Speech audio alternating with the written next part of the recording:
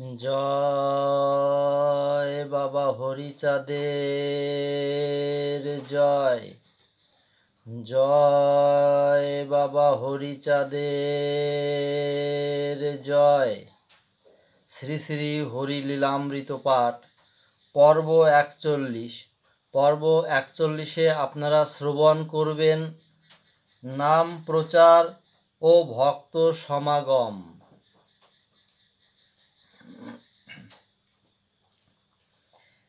একদিন লক্ষ্মী মাতা বাক্যের প্রসঙ্গে মধুমাখা বাক্যে ঠাকুরকে বলে রঙ্গে। লক্ষ্মী মাতা বলে, প্রভু নাহি করো কার্য, পুত্র কন্যা জন্মিয়াছে নাহি করো গ্রাহ্য। ঠাকুর আলী করো সদা লয়ে ভক্তগণ, কেমনে চলিবে এদের ভরণ পোষণ। ইহাদের কি হইবে নাহি ভাব মনে, আমি একা কি করিব তব দয়া বিনে। ঠাকুর বলেন, আমি কি কার্য করিব, যাহা করে জগবন্ধু গৃহে বসে রব। জমা জমি কৃষি কার্য কিছুই না মানি, জনমে জনমে মাত্র গরু রাখা জানি। জমি জমা চাষ কার্য কিছু না করিব, এই মতো ঠাকুর আলী করিয়া ফিরিব। দেখি ঈশ্বরের দয়া হয় কি না হয়, দেখি প্রভু মোরে খেতে দেয় কি না দেয়। ইহা বলি মহাপ্রভু ফিরিয়া ঘুরিয়া, 2-3 দিন ওরা কান্দিতে রহিয়া। নিজ বাটি না আইসে রহে অন্য ঘর, 4 দিন পরে গেল রাউত খামার। রাউত খামার রামচাঁদ বাড়ি যান, রামচাঁদ করেন প্রভুকে হরি জ্ঞান। আত্মসমর্পিয়া ভক্তি করে রামচাঁদ, ভক্তিতে হলেন বাধা প্রভু হরিচাঁদ। শ্রীবংশী বদনার শ্রীরাম সুন্দর, বাসিরাম কাশিরাম শ্রীরাম কিশোর। বালাদের বাড়ি প্রভু 2 দিন থাকিল, বালারা সগণ সহ মাতিয়া উঠিল। ভক্তগণ সঙ্গে করি হরি প্রেম রসে, নাম গান ভাবে মতো মনের উল্লাসে। দেশ ভরি শব্দ হলো মধুর মধুর, যশবন্ত ছেলে হরি হয়েছে ঠাকুর। রোগ যুক্ত লোক যত প্রভু স্থানে যায়, কীর্তনের ধুলাওয়াঙ্গে মাখিবার কয়। অমনি সারিয়া ব্যাধি করে সংকীর্তন, কেহ বা লুটায় ধরে প্রভুর চরণ। কেহ কেহ মনে মনে করেন বাসনা, ব্যাধি মুক্তি হোক মোর পূর্ণ হোক আশা। হরি লুট দিব এনে শ্রীহরির স্থানে, কেহ কেহ মুদ্রা দিব মনে মনে মানে, কীর্তনে আসিয়া কেহ গায়ে মাখে ধুলি, রোগ মুক্ত হয়ে নাচে দুই বাহু তুলি। কখনো কখনো প্রভু নিজ ভক্ত সঙ্গে, হাসে কাঁদে নাচে গায় কৃষ্ণ কথা রঙ্গে। কখনো কখনো প্রভু নিশ্চিন্ত থাকায়, ব্যাধিযুক্ত লোক কত আসে আর যায়। রোগীরা মানসা সব করিয়া হরিষে, আরোগ্য হইলে ব্যাধি দাস হব এসে। কেহ বা কহিত দাস হইনু এখানে, মন প্রাণ দেহ সপিলাম শ্রী চরণে।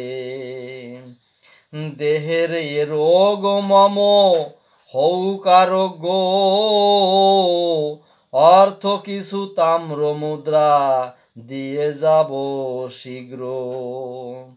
কেহ বা কহিত দিব সোয়া 5 আনা, কেহ বা কহিত আমি দিব সোয়া আনা, কেহ বা কহিত আমি দিব 5 শিকা, কেহ বা কহিত দিব সোয়া 5 শিকা। কেহ বা যাইত মনে মানসা করিয়া, আরোগ্য হইলে ব্যাধি দিতেন আনিয়া। প্রভুর মুখের বাক্যে রোগে মুক্ত হয়, এই মতো রোগী কত আসে আর যায়। 5-7 গ্রামে ক্রমে শব্দ হলো ভারী, কত লোকে আসিত দেখিব বলে হরি। যেখানে থাকিত প্রভু লয়ে ভক্তগণ, চাউল মজুত হতো 2-3 মন। টাকাগুলি যত সব রোগীরা আনিত, কতক হইত ব্যয় কতক থাকিত। প্রভুর সম্মুখে এনে হাজির করিত, ঠাকুর তাহার কিছু হাতে না ধরিত। ভক্তগণ রাখিতেন আর আর স্থানে, হরিলুটু কত জনে দিত সংকীর্তনে। এইভাবে প্রভু রহিলেন 3 মাস, একদিন ভক্তগণ বসি প্রভু পাশ। প্রভুর নিকটে কহে কর জোর করি, যাইব আমরা সবে আপনার বাড়ি। প্রভু বলে কে বাত্ম কে বাকার পর,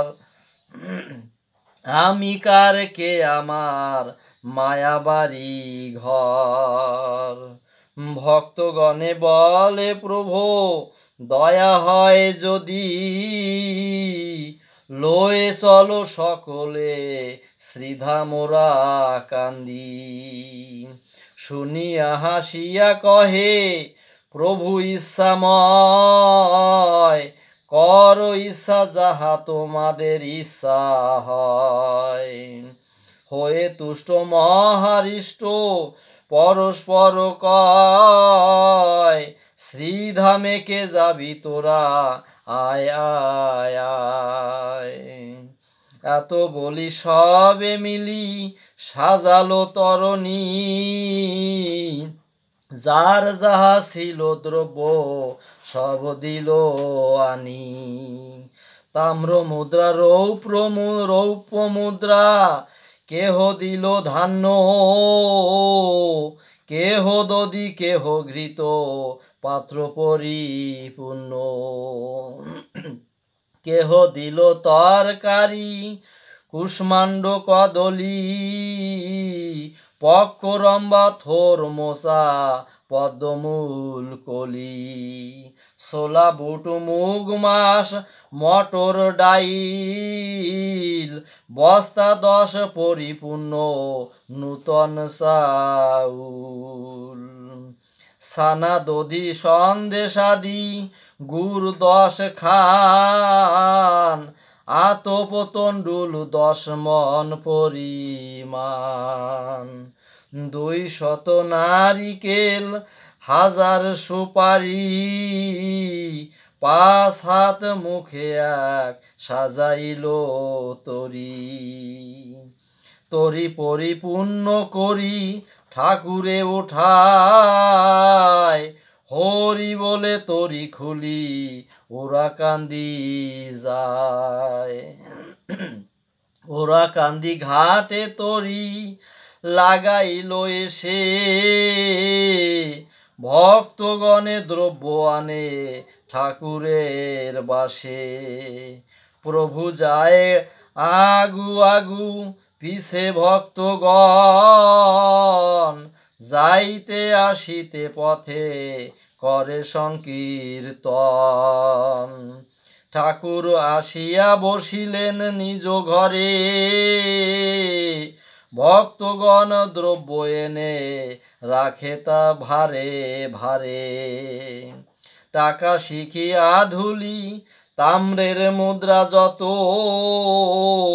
সব শুদ্ধ পরিমাণ টাকা 100, প্রিয় ভক্ত রামসাদ সেই টাকা লয়ে, লক্ষ্মীমার নিকটে দিলেন আনিয়ে, ঠাকুর বলেন তবে ইহা তুলি লও, কি তব বাসনা মনে আর কি বাসাও, লক্ষ্মী মাতা বলে মম বাসনা কি আর, চির অভিলাষী দাসী শ্রীপদ তোমার, ঐশ্বর্য প্রকাশ হলো ভকত সমাজ, রচিল তারক চন্দ্র কবির সোরাজ। হরিবল হরিবল হরিবল হরিবল।